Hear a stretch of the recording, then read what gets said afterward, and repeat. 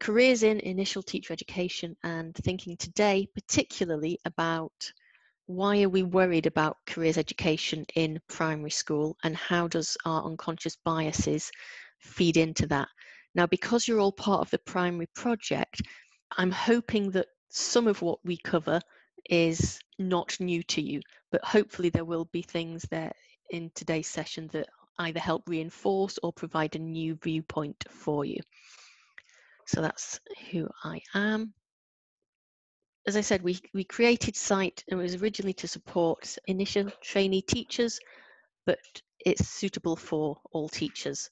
And there are 3 CPD sessions. This is the first, and then we have the other 2, and the dates of the other 2 are the 21st of May and the 10th of May, and you're more than welcome to attend those. And again, we'll have a morning and an afternoon.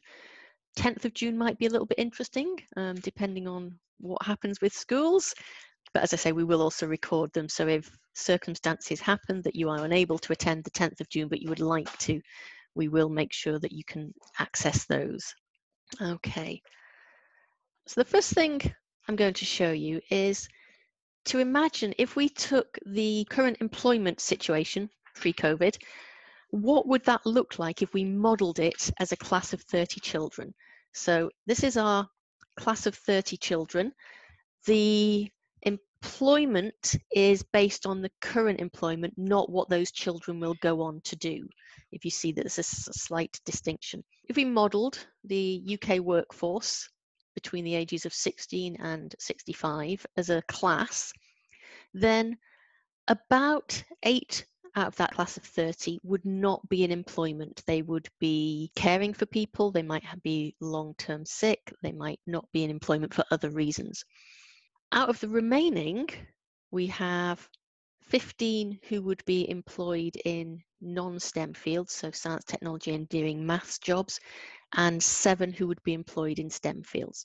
So that's the breakdown of the UK economy in a very, very rough field. It's quite hard. We struggled with half people and quarter people to do this. So this is, the numbers are very much rounded, but it gives you a rough idea.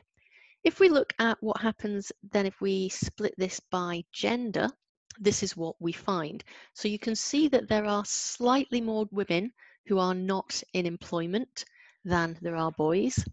And if we look at the STEM fields, which is the one that at Northumbria University we're particularly focused on, you can see that there are 5 boys out of the 30 that would work in STEM fields, and there are 2 that would work in STEM fields of the girls. And if we looked at in even more detail about what those STEM fields are, we'd find that the girls were employed in healthcare and biological sciences, and the boys are involved in engineering, technology, the sort of physical sciences jobs.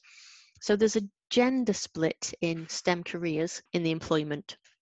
If we take a little step back and think about, well, what happens at A level, which obviously is a big step towards employment, then there's a lot of information on this graph, but what this shows us is we've got the green are the female entry at A level last year, and the blue are the male entry. And you can see that there is that big split in quite a lot of subjects. So some subjects are predominantly taken by females, by girls, so the expressive arts, English literature, psychology, art and design. And then at the other end, you have subjects which are particularly taken by boys, so computing, which has got the worst male to female ratio, physics, maths, and further maths. So this is the percentage of the intake. Interestingly, even though if we look at the numbers, there are a lot of girls that take physics because physics is a very popular subject, but proportionally it's very small. So there are more girls that take A-level physics than take A-level French, but as a proportion, French is much more female dominated because there are even fewer boys that take French. So this is the first discussion break, and we're just going to give you time to talk about those slides. I'm going to pause the share. So having looked at that data, as a project at NU STEM, we were very keen that we try and change that actually we encourage more girls to study those STEM careers, but also to encourage more boys to study the non-STEM careers in some ways. And so we started out working with 15 primary schools, but because we're in a university, we are a research group as well. So we wanted to track any changes that we might see and get a feel for what does careers look like in primary school. Because 6 years ago, nobody was looking at what careers look like in primary schools. You know, the Gatsby benchmarks were just coming into secondary, but you know, primary people were assuming it was far too young. So any careers work that was done was always in secondary schools, and anything that you read about or anything that you know, any research that was done, they might have looked at year 6 if you were lucky, but actually it was all of the older children. So what we did in NU STEM is we created a tool, a research tool, to look at what were the career aspirations. So we chose 6 of our partner schools and we worked with year 3 and year 5 children, so 8-year-olds and 11-year-olds. And what we wanted to know is first of all, just what jobs did they know about? Was there anything that we could find out about that? And then what jobs would they consider doing? So we didn't want to just ask them, what do you want to be when you grow up? That is an interesting question, and we've done a lot more work on that, and that will be in the next session. But we wanted to know what were the possible jobs they might think about. So we came up with a list of 30 jobs, a whole range of different jobs, some of which the children knew, some of which the children wouldn't know, and we even put jobs in there that we were absolutely certain that most of the children would not know about as a check, because if everybody said that they knew it, we knew that the data was not good. So that was quite useful. And what we did is we gave the children cards with the 30 jobs on, we read out the words, and they sorted the cards into 2 piles, a pile of jobs they knew and a pile of jobs they didn't know. We then asked them to take the jobs that they knew and sort them into 3 more piles, a pile of jobs they would like to do, jobs they would not like to do, and jobs they were not sure about.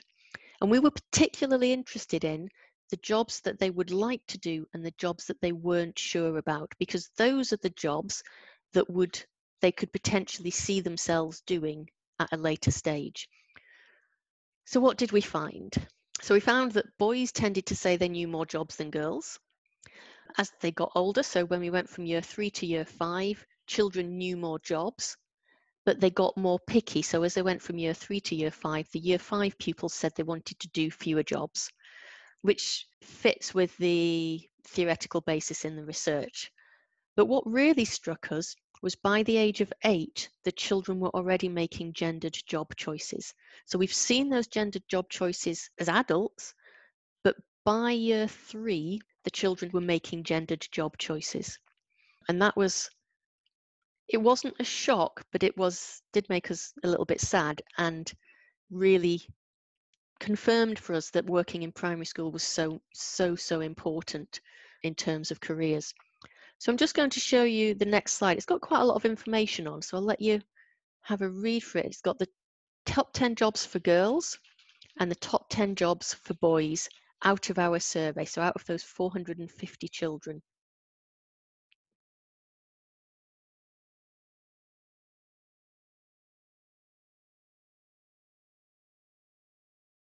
There were only 2 jobs that were common on both lists, and that was athlete and games tester. If we look at just the STEM jobs, then you can see that the girls, particularly, it's those caring jobs, it's the biological sciences, so they want to be vets, nurses and doctors. For the boys, if we look at the STEM jobs, ignoring games tester, then they're all in the engineering technology side. So we have mechanic, pilot, astronaut, engineer. So there's a real split in year 3 and year 5 about what jobs children want to do. If we look, you think, well, you know, is that a problem? One of the things that we did is, well, if children choose these jobs, what sort of salaries might they go on to get? So then we looked at the salaries, or a salary range taken from the government job site. There are very broad salary ranges. And so this is a very rough calculation. But what we found was that if you found the average salary for the jobs that the girls chose, it was about £35,000 a year. If you found the average salary for jobs that the boys chose, it was around £45,000 a year. Even though there were some very high earning jobs on the girls' range, on average, girls were choosing careers that would lead to lower financial income for them. That's not the only measure for choosing a job, but it is interesting that by the age of 8, children are putting themselves on a path where they're heading towards earning less, or some children are.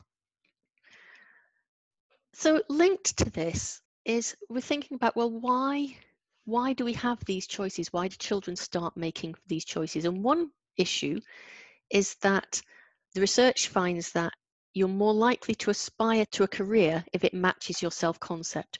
If you see yourself as a techie person or an animal person, you're more likely to go to a career or be drawn to a career that allows you to feel that you would flourish, that matches who you think you are. And one of the things that we've found is that science is often seen as being done by clever people. If you see pictures, or if you even see BBC, if they talk about scientists, they're often very clever people. But what we find is that girls are less likely to self-identify as clever. So if you think that science, that technology is done by clever people, but you don't think that you're in that clever people list, that might shut down your ideas as well. So there's a real issue there that what we show children in terms of careers and who's doing careers can affect whether they could see themselves do that career. And we're going to look at that much more in the third session of this CPD. So we will come back to that.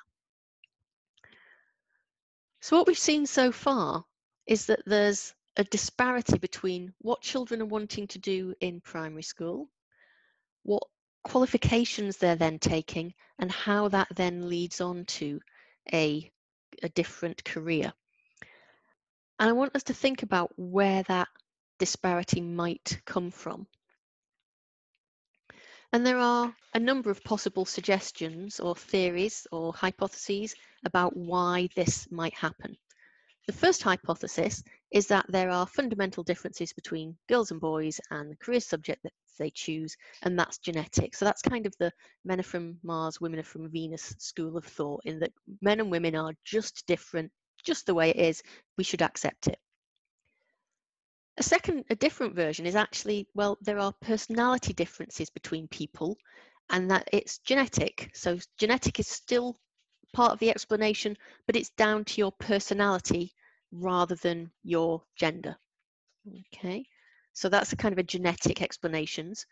Third explanation could be that boys and girls' attitudes and beliefs are shaped by the society that they grow up in. So that's a societal explanation. So you often get these discussions, particularly in things like popular science books, where you have this nature versus nurture. It either has to be all about the genetics or all about the society.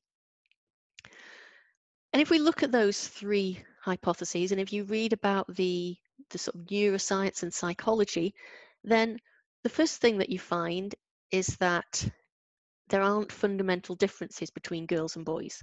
That explanation that there is something innate about what you choose to do as a career because of that you're a boy or a girl, the evidence is not there to back it up. There are differences on average between men and women, but it's not totally at the genetic level, and there are more similarities than there are differences. And a lot of the research spends a lot of time focusing on those differences rather than on the similarities, partly because the differences make up a very small, but that's where people are often interested. So there's not boys, you don't have a boy brain or a girl brain, you just have a brain. You have a human brain, which will have some characteristics. However, there is a suggestion that there are personalities differences between people, and there is evidence that they are at least to an extent genetically influenced. So that's one thing. It is without doubt that boys and girls' attitudes and beliefs are shaped by the society they grow up in. How you grow up, how you are nurtured, the society in which you exist, very much determines what you do. And what sensible neuroscientists and psychologists and educators now recognize is that it's nature and nurture. It's not one or the other, it's both, so that there may be personality differences, but actually, if our society encourages us to go one way or the other and to build on some of those personality characteristics differently, then what we choose to do will also end up differently. And if you're interested in this, then in the further reading section, I've got 2 or 3 books which are really good and help to look at these differences between why do we continue to see this men from Mars, you know, the boy-girl split, and looking at actually what does the science tell us. So if you're interested in that, there's a lot more reading to have a look at. So the way we go through, and the explanation that we would use at NU STEM, is that children start out fairly undifferentiated, but that some of their genetics and the society in which they grow up, how they're treated, what they're allowed to do, what their parents do with them, what their families do with them, that affects their career aspirations. That then affects their exam choices, which then ultimately affects their career choices. Ultimately, children's career choices are a very long, ongoing chain of events that start almost before they're born and end up with wherever they are as a career. And if we think about who and what are those influencers, what is that society in which children are finding themselves? And there's an awful lot of influencers to children. The 2 that we're interested in are teachers and schools, because we're educators, but there's a whole range of others, and parents and families are important. The uniform groups, the activities children do, they all help to shape children's likings, children's activities as well. And one of the things about teachers, we are an influence on children. And if we think about how a teacher might contribute to what the child is choosing, and we have to face that we have all grown up within a gendered society. And in our society, there are stereotypical roles for men and women, and we will have integrated those stereotypes into our understanding of the world. And that leads us to have biases which are possibly conscious, but more likely unconscious, that contribute to how we behave with people. And that is why NU STEM is working with teachers as well as with children. And I just wanted to show you a short video about unconscious biases and how our brain makes decisions and puts things, how we think about things in ways that we might not otherwise expect. So we have here chessboard, which has got a green cylinder and 2 squares labeled A and B. I want you to have a look at those and decide whether A is darker or B is darker. Okay, so have a good look and keep that idea in mind. And I'm going to show you a different picture. So what you can see is the squares are actually the same color. If we take away the background, it doesn't look like it. But whatever color background we put in, they're the same color. And what's happening is that because you've grown up with understanding how to convert a 2D picture into a 3D representation of the world, and you know how shadows work, you know that if an object is in a shadow, it will look slightly darker than it actually is. So if you put a piece of white paper in a shadow, it looks gray. So your brain is using your experience of the world, it's using those shortcuts, and it's telling you that square B is pale and square A is dark, even though if we look at them objectively and take away those cues, then they're exactly the same color. And it doesn't matter how often you see this picture and the video, every time the squares are like this, they will look the same. So your brain makes these shortcuts. It's how we get through our days, because if we had to make a decision and try and work out everything, it would be far too much effort. So here's a riddle again, which looks at a similar thing. So a father and his son are in an accident. Badly injured, they're rushed to the hospital. In the operating room, the surgeon looks at the boy and says, "I can't operate on this boy, he's my son." Who is the surgeon? Have a little think about that.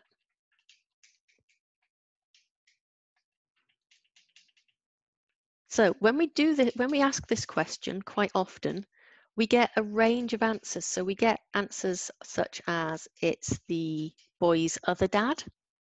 So it's the gay dad. It's the stepdad. It's the grandfather who just calls the boy his son. Not a lot of people say that it's the mother.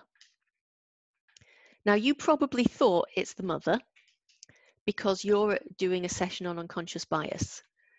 But if you give this question to people that aren't doing sessions on unconscious bias, they find a lot of ways, or they tend to suggest statistically less likely scenarios in which the surgeon is male. Because what's happened is over our lifetime, we have that association that when we think surgeon, we think male. We've got those automatic mental associations. And it happens with other career-related stereotypes. If I say president, you think male. If I say secretary, you probably think female. If I say TA, you probably think female.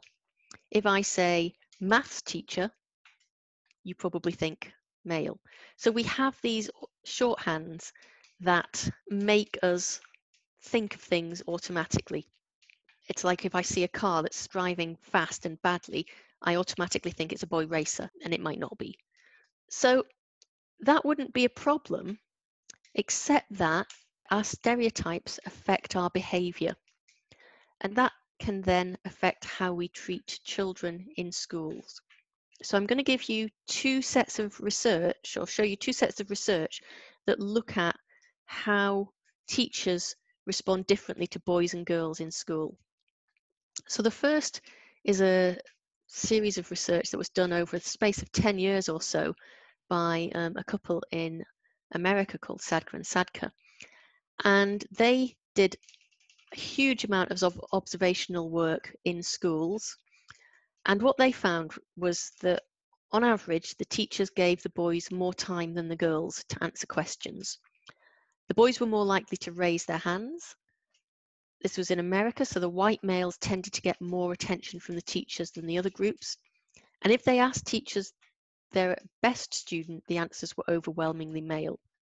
So there was a difference in how teachers were treating the boys and the girls. Now you might say, well, 2009, that's now 11 years ago. And actually the research was done in the 90s and the 2000s. So maybe things are better.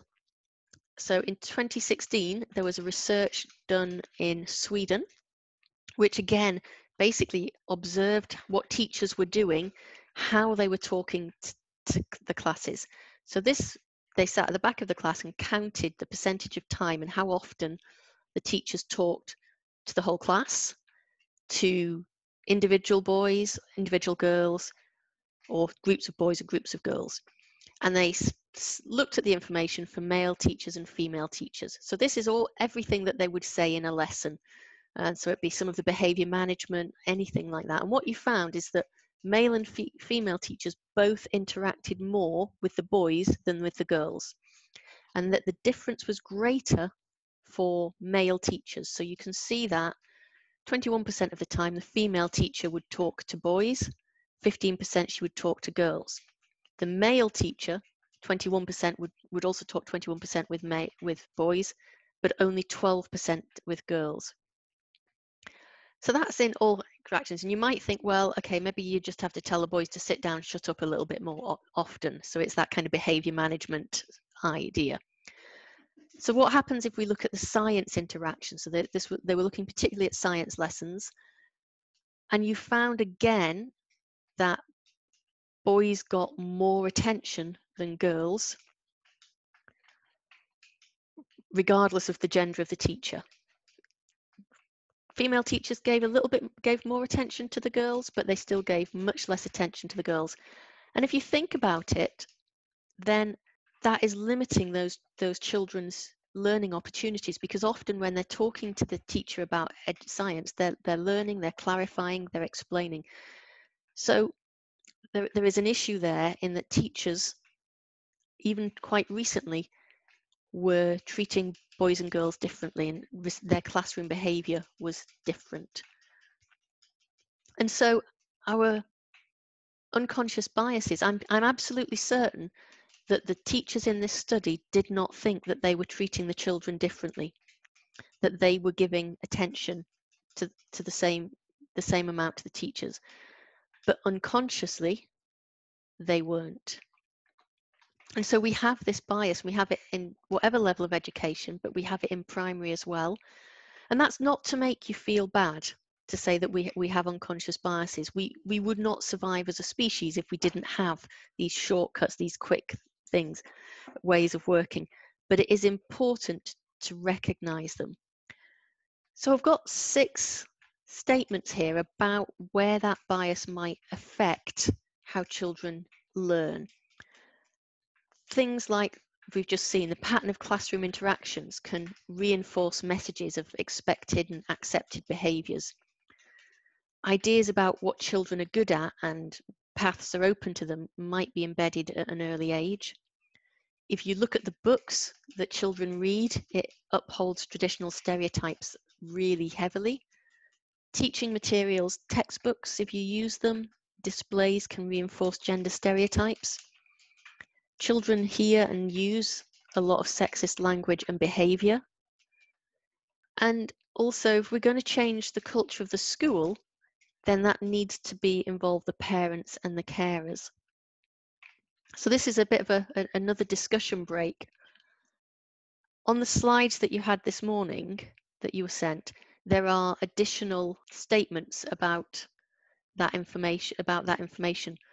What I'm going to do is I'm going to stop sharing my screen and not talk, and let you have a discussion about what I've said so far, but also those 6 statements. And if you want the additional prompts, they're on the slides that I shared with you.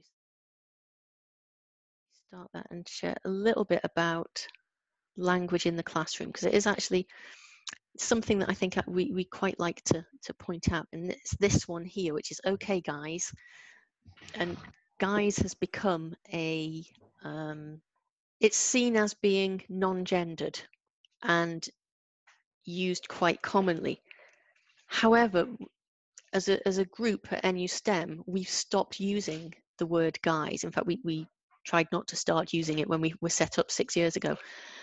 And that's because although we often use guys as a non-gendered generic term, if you were to think about, okay, if I was going to draw a group of guys, or if I was going to describe a group of guys, you wouldn't describe a group which involved female members on the whole. So the gender neutral term is actually default male, even though we see it as gender neutral. So we just feel that actually there are many other ways of describing a group of children, children, class 3, human beings, there's a whole range, and that it's best to avoid that. But I know that it is, in our current society, it is a very, very common word. And in the notes when I send the presentation to you, UNESCO have downloaded information about gender neutral language and how to be careful about what you're describing and what words you're using. So things like if you use the word dinner nanny at school as opposed to teaching assistant or staff helper or some other word, lollipop ladies, that kind of thing, lollipop man. So it's just to think about what language are we using. I'm going to go on and think a little bit about what we can do about this. So there's been quite a lot of work done in Scotland around improving gender balance. So it's done partly by the Institute of Physics, but it's been taken up by the Scottish Government. And what they have done is they've put in a lot of support for teachers and ideas of things that that can be done. And so what they have found is that actually just being aware of the issue is quite useful. Just thinking about who are we talking to in the classroom, looking at the messages that in lesson materials, literature displays. So as you're doing careers work in schools, thinking about what's the photograph that I'm using to talk about this person. If I'm talking about a firefighter, do I automatically say he rather than she, or alternating them? So thinking carefully about what those messages are. And that choice of language is really important. How are we using that?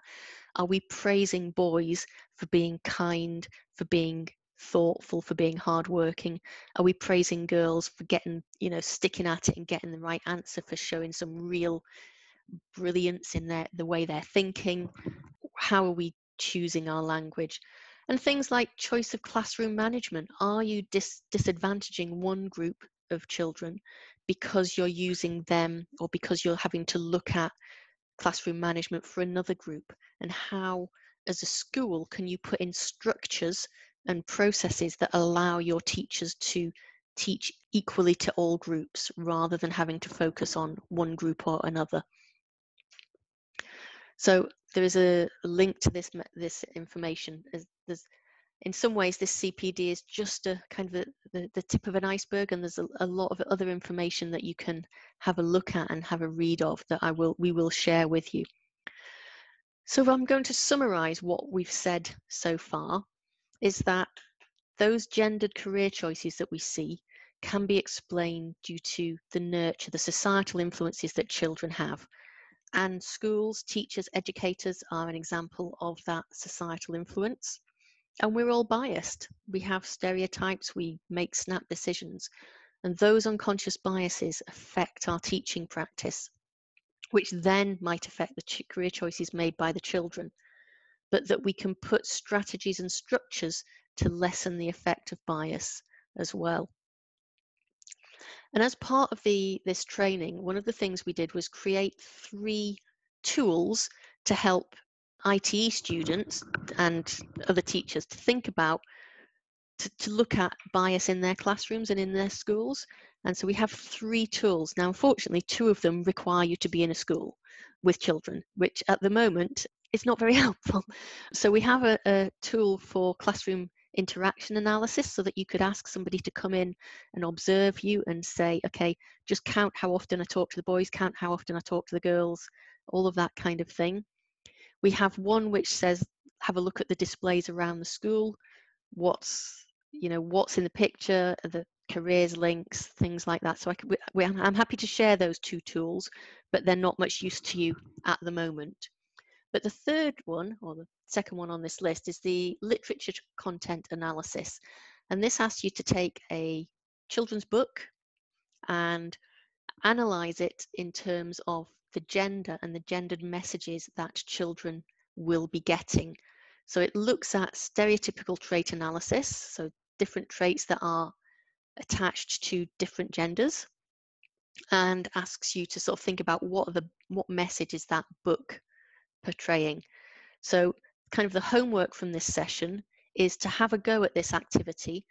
Choose a book that you would use with a class, or choose a book that you've got at home for your own children, and just look at what message is the child getting about how a boy or a girl should behave in this case. Even if it's not a person, not a human, you'll probably see that there are gendered choices to be made. So that's pretty much where we are up to for this. One of the things that I would like you to do, and I will send you this link immediately after this session, and if you could spend 5-10 minutes immediately after the session just reflecting on it, both on how useful you think it will be in your teaching and your planning, and how any comments about the online nature of it, because we think we're going to be doing online training for quite a while. So we want to make sure that we make it as good as we possibly can. So I will send you this link, and it's just a short reflective link, which we will then write a brief summary. What I'd like you to do next then is to use the tool to analyse a children's book, have a look at the further reading suggestions to learn more about unconscious bias, and if you're available and would like to book onto session 2, please do so. I have got everybody's email, so I will email you straight away. The next session is on the 21st of May, which is 2 and a bit weeks away, and we're looking in more detail at those career aspirations. So that's, you know, when you ask children, what do you want to be when you grow up? What are they actually saying? And we'll look at that in more detail. If you need to contact me, my name is Carol Davenport at northumbria.ac.uk. Joe is my primary specialist. If anybody wants to say anything about primary, I can pass that on to Joe. And Elaine is the person at the LEP that's been emailing you.